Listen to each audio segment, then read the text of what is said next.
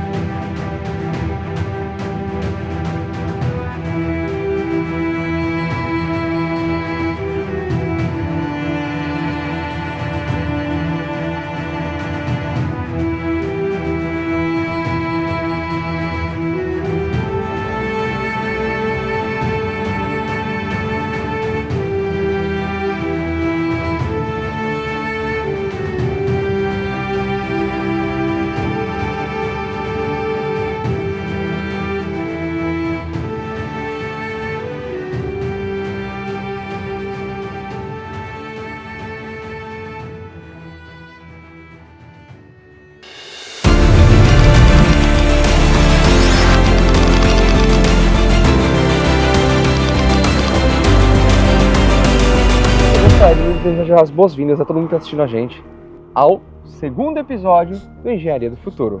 Diretamente de Houston, aqui no Space Center, onde a ciência explodiu a mente da humanidade. E, aliás, explodiu a nossa mente hoje também, né? Mais do que a gente já tinha explodido. Esse lugar aqui é um lugar histórico, inclusive se você vier a Houston, é um lugar que você deve, de qualquer maneira, vir conhecer.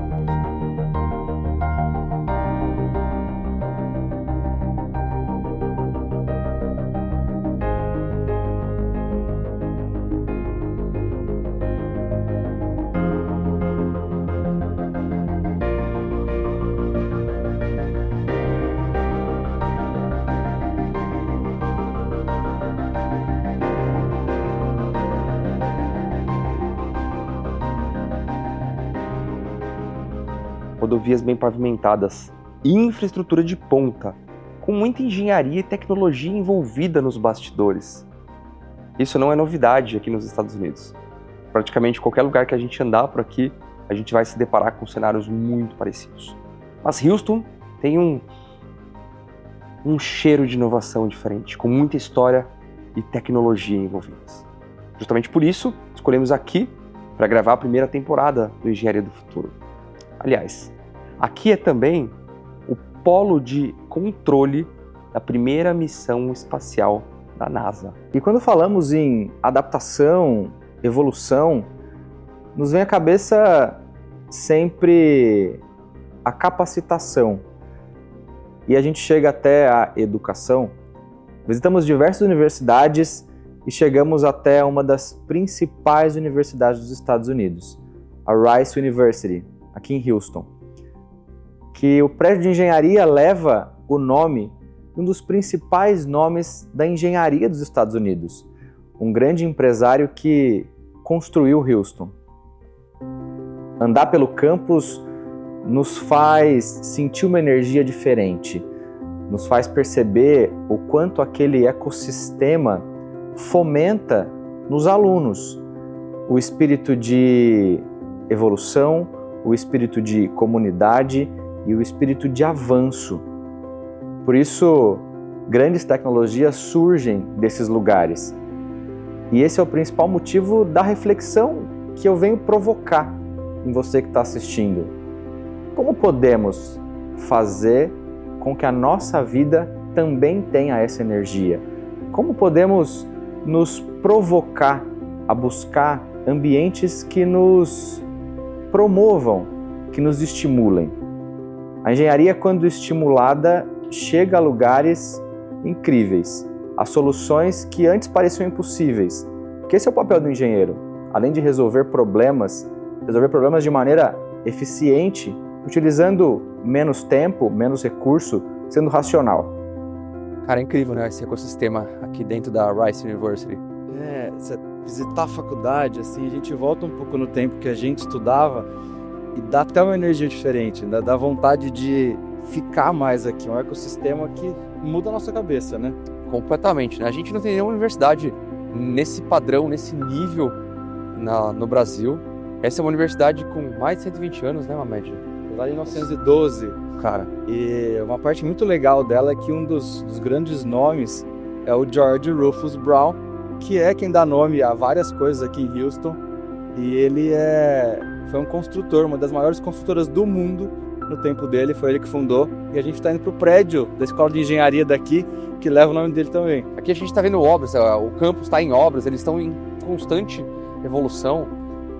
E ver obra, eu como engenheiro civil de formação, quando eu vejo uma obra aqui nos Estados Unidos, eu falo, cara, queria muito que o Brasil chegasse nesse nível em algum momento, né? A gente vê obras muito mais limpas, o canteiro de obras extremamente organizado, as obras são muito rápidas aqui, são muito ágeis. É um nível de organização muito diferente, né? É absurdo. Imagina para você que tem formação também em engenharia de produção, então você consegue linkar as duas engenharias, né?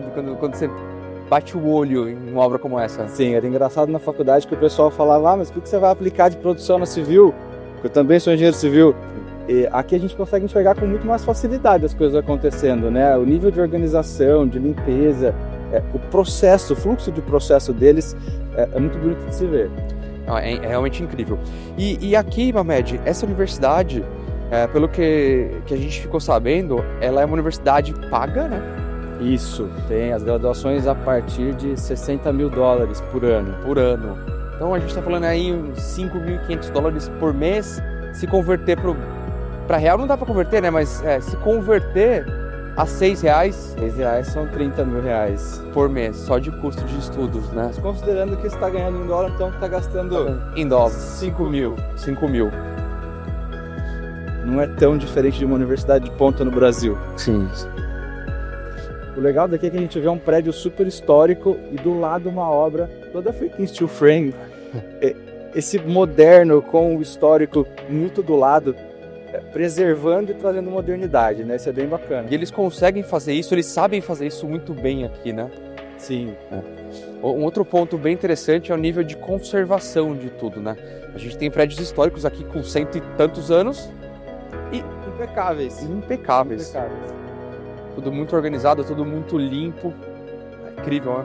É um ecossistema, né? Houston é um dos principais polos de inovação do mundo. A gente tem mentes brilhantes aqui. Aqui tem um hub de inovação na universidade. Tem um hub de inovação, tem um laboratório gigantesco Maker, né? Quando a gente fala em Lab Maker no Brasil, são grandes, mas se a gente pega o que a gente tem aqui é absurdamente maior. A escala que a gente tem aqui é muito maior do que a gente tem lá, né? E o nível de estímulo, né, de quem estuda em uma universidade como essa aqui, o que a pessoa recebe de estímulo, recebe de insights, de transformação durante o processo de carreira aqui é outro, né? É um absurdo. É nessas horas que a gente percebe que o ponto de partida não é o mesmo para todo mundo. E a gente precisa evoluir muito ainda enquanto sociedade, quanto nível educacional, não em nível de qualidade, mas em nível de ecossistema mesmo, né, para poder fazer que nós brasileiros também possamos ter esse ponto de partida mais à frente. Em locais como a Rice University, uma universidade que é muito mais do que uma simples faculdade, mas sim um ecossistema de formação de profissionais, onde a gente consegue enxergar claramente que eles buscam desenvolver uma pessoa de forma 360 graus e não simplesmente a formação técnica acadêmica. A gente tem, inclusive, centros de bem-estar, como academias, saunas, piscinas dentro da universidade. Uma universidade que não é barata para se estar, porém é um investimento na vida e na carreira do profissional.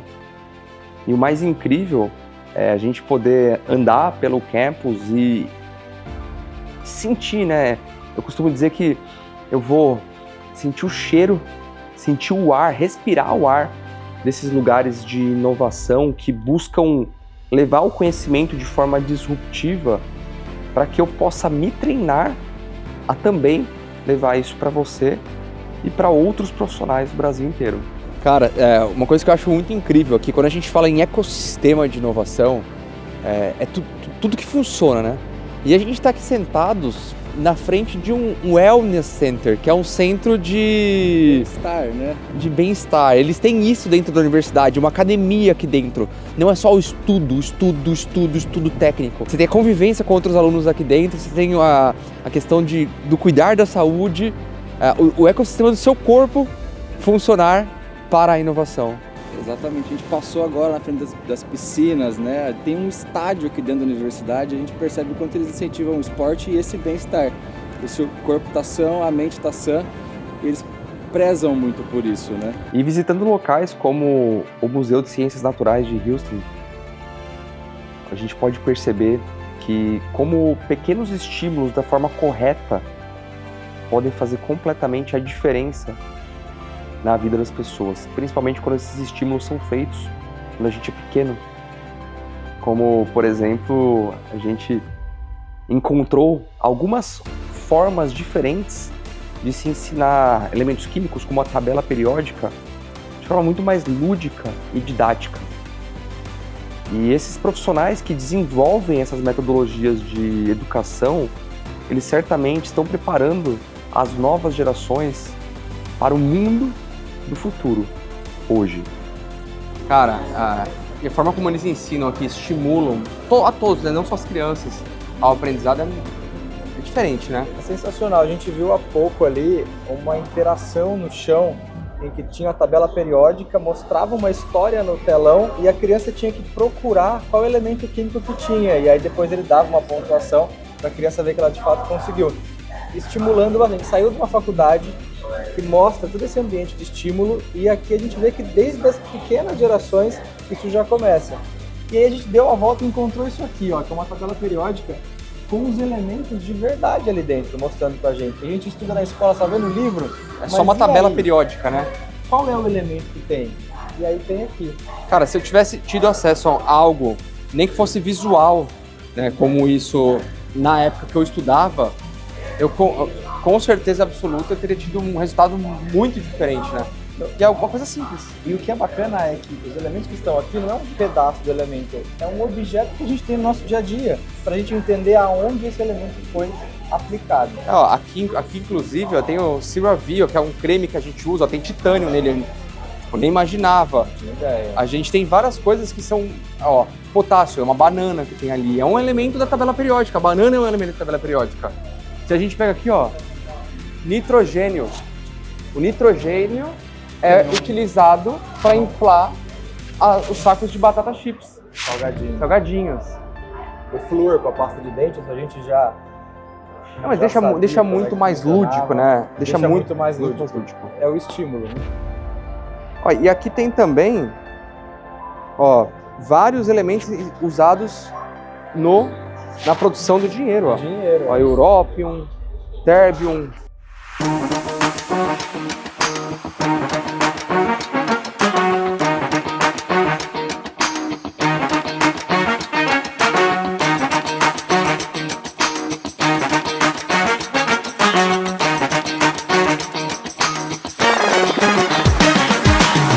Estamos aqui em Dallas, um frio danado, agora devidamente aqui na garagem e nada mais americano e engenharia do que uma garagem numa casa. Estou aqui com o Rafael, que é brasileiro, mora aqui em Dallas há quanto tempo, Rafael? 9 anos. E ele tem uma história incrível sobre engenharia. Desde quando você tem essa curiosidade? Conta pra gente. Desde criança, eu sempre fui muito curioso nessa indústria de engenharia, mecânica. Então, eu já visitei várias fábricas de pão, de picolé, Petrobras. Eu sempre tive essa curiosidade nesse rumo. E então, aqui estamos 9 anos depois com um business. E aí me conta, você ia nessas fábricas, fazer uma visita técnica, o que você sentia quando você estava lá? Muitas emoções.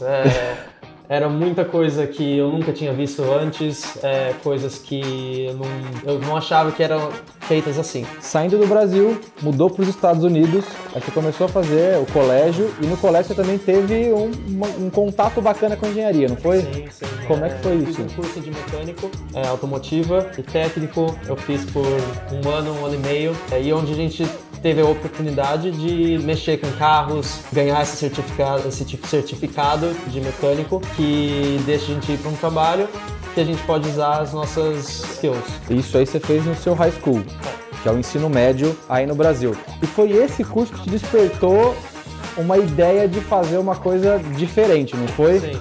Conta pra gente. Sempre tive curiosidade também em carros antigos, carros novos, rápidos, qualquer tipo. Quando eu fiz esse curso, eu acabei comprando um carro em 1983 um Datsun. Ali, tentando arrumar ele, limpar o carro para depois vender, eu acabei descobrindo o gelo seco, o blasting. E de lá que surgiu a ideia de começar esse business. E olha só que interessante, uma curiosidade de criança que virou um curso técnico no ensino médio, a vontade de comprar o carro e o carro não funcionava. E você precisava manipular as peças ali para poder consertar o carro e o carro poder ser usável por você, né? Sim. E disso daí surgiu um negócio. Hoje, o Rafael faz faculdade de business, que é administração. Aqui nos Estados Unidos, as coisas são um pouquinho diferentes do que no Brasil. Existe um ciclo básico e basicamente todas as graduações começam com o business e depois de quanto tempo que você opta? 2 anos. Depois de 2 anos, você vai optar por que área seguir e adivinhem qual a área que o Rafael vai escolher para seguir? Engenharia mecânica, porque tudo isso faz muito sentido. Toda essa curiosidade dele, a compra do carro, como reparar esse carro, a certificação, que é muito importante. E ele estava me explicando como é que funciona aqui nos Estados Unidos.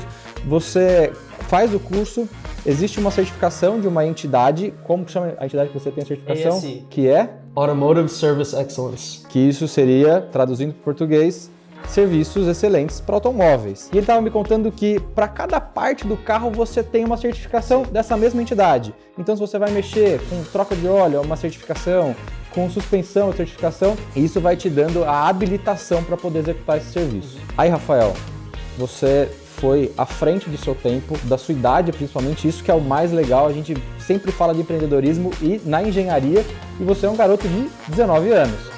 E isso é incrível. Pensando em consertar o próprio carro, a curiosidade de fazer o curso técnico, você desenvolveu um novo business aqui nos Estados Unidos, que é o gelo seco. Explica o que é esse gelo seco, o que ele faz? Então, o gelo seco é feito para limpar peças. Então deixa eu ver se eu entendi. Igual a gente conhece bastante no Brasil, o pessoal faz o jateamento de areia para limpar peças, seria isso com o gelo seco? Sim, jateamento de gelo seco. Eu não tinha ideia como é que isso funcionava. E agora me explica qual que é o processo para isso acontecer. Então, o processo ele usa essas 3 coisas: ar comprimido, em pressão super alta, o gelo seco que bate na sujeira, no óleo e acaba congelando a partícula, e essa expansão do gelo que acontece em milissegundos é o que, na verdade, deixa você remover todas essas coisas de sujeira, óleo, sem danificar a superfície original. A estrutura da peça em Exato. si. Pô, tá bacana. Você vai mostrar pra gente como é que funciona, né? Vamos lá? Vamos. Rafael, mostra pra mim quais são esses equipamentos, como eles funcionam. Claro, claro. Primeiro começa aqui no compressor de ar.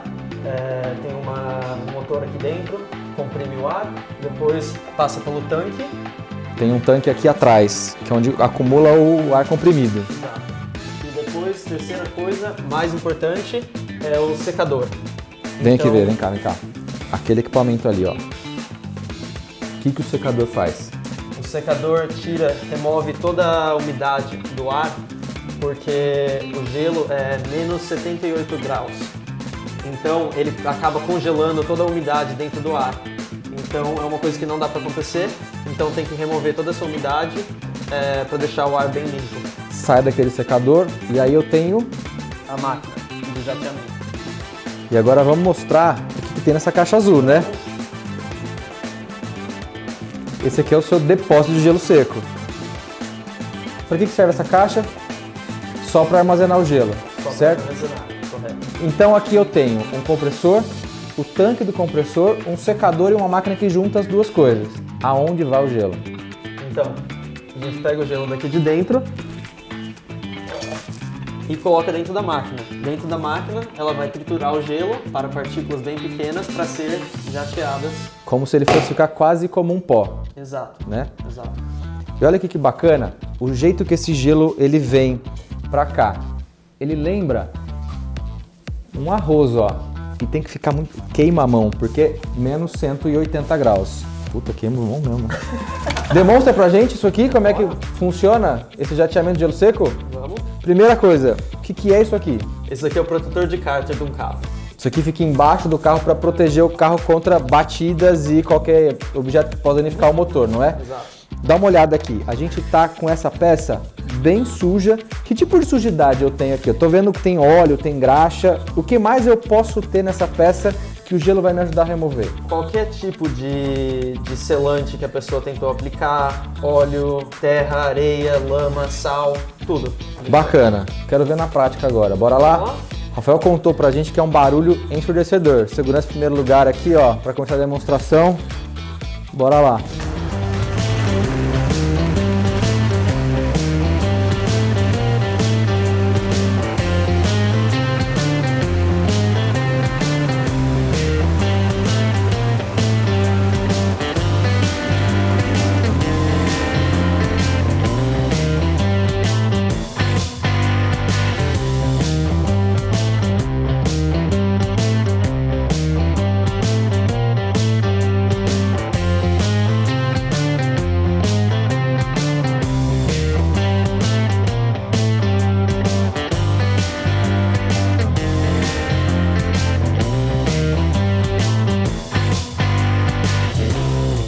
Vocês perceberam que é um processo muito simples. O Rafael me mostrou, eu peguei e fiz um pedaço aqui. E ele estava me contando uma coisa que é muito interessante. A gente está trabalhando com uma peça de aço aqui. Sim. E a gente conhece muito do Brasil e do pessoal usando bastante areia. Deu para perceber que não tem sujeira nenhuma, o que facilita muito o seu business, que você consegue ir em lugares que não te causa um transtorno no ambiente. Uhum. E uma coisa muito interessante, além de peças assim mais brutas como o aço, a Rafael estava me contando que dá para fazer com qualquer tipo de superfície. Uma superfície de plástico, por exemplo, o segredo é basicamente você regular o quanto de gelo sai e a pressão desse ar que está saindo. Para vocês terem uma ideia do quão sensível isso pode ser, ele fez um trabalho recentemente, aqueles bichinhos que ficam na frente do carro quando você pega uma rodovia, fica tudo colado, que dá um trabalho para tirar, ele conseguiu fazer a retirada com o gelo seco, sem danificar a pintura e o verniz do carro. E inclusive, banco de Lamborghini, que é feito com couro de alcântara, como é que faz a limpeza? Com gelo seco. Isso é engenharia pura. Aqui a gente trouxe tanto o protetor de carga que a gente limpou, quanto uma suspensão e uma roda, que são as aplicações automotivas mais brutas. Mas dá para fazer aplicação em qualquer tipo de indústria, não é? Qualquer tipo. Por exemplo, e na indústria de alimentação, a gente consegue remover qualquer resíduo que é FDA approved. Por conta da qualidade desse serviço e do não resíduo que ele deixa. Exato. Então tem uma aplicação muito bacana para todo tipo de indústria. E uma coisa muito interessante é que esse trailer que ele mostrou pra gente, que tem o motor, o balão, o secador, ele fica transportável. Ele consegue fazer trabalhos em qualquer lugar. Isso foi uma invenção dele e do pai dele, fazendo a inovação nas coisas mais simples. E é por isso que nos meus últimos anos eu tenho dividido as minhas tarefas profissionais com viagens para transformação da minha mente, transformação e evolução da cultura, e isso tem me proporcionado uma aceleração muito rápida. E aí foi aí que a gente começou a enxergar os próximos 10, 15, 20 anos do mercado. E quando a gente enxerga o que pode acontecer nos próximos anos, isso é transformador. Porque com essas informações que a gente tem, com esses insights, a gente consegue se preparar no hoje para que quando o amanhã chegar, o futuro chegar, a gente esteja acompanhando, a gente esteja no mesmo ritmo. E não parados no tempo, simplesmente com a formação acadêmica.